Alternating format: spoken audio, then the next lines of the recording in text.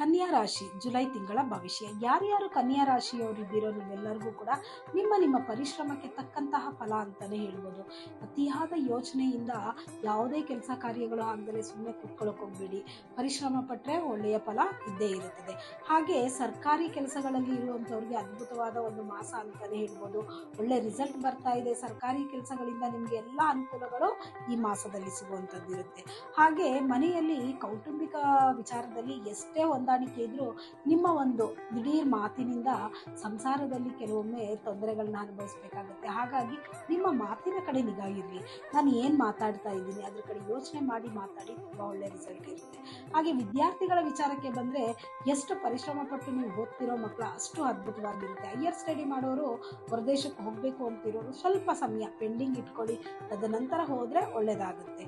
ಇನ್ನು ಉದ್ಯೋಗಸ್ಥರಿಗೆ ನಿಮ್ಮ ಕೆಲಸ ಕಾರ್ಯಗಳು ಏನೇ ಇರ್ಬೋದು, ಆದರೆ ಹಿರಿಯರ ಮಾರ್ಗದರ್ಶನವನ್ನು ತಗೊಳ್ಳಿ.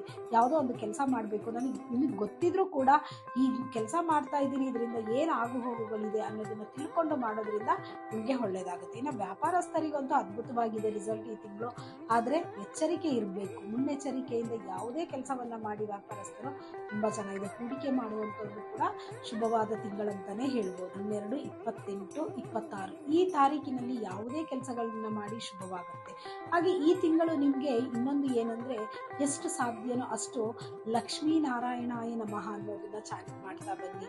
ಹಾಗೆ ಈ ತಿಂಗಳಲ್ಲಿ ನಿಮ್ಗೆ ಎಷ್ಟು ಸಾಧ್ಯನೋ ಅಷ್ಟು ಕೂತ್ಕೊಂಡು ಧ್ಯಾನವನ್ನು ಮಾಡಿ. ಒಂದು 10 ನಿಮಿಷ ಆದರೂ ಆಯಿತು ಮೆಡಿಟೇಷನ್ನ ಮಾಡಿ. ಇದರಿಂದ ನಿಮ್ಮ ಮನಸ್ಸಿನ ಗೊಂದಲಗಳು ನಿವಾರಣೆಯಾಗುತ್ತೆ. ಏನು ಅಂದ್ಕೊಂಡಿದ್ದೀರೋ ಆ ಕೆಲಸಗಳು ಸುಗಮವಾಗಿ ನಡೆಯುತ್ತೆ.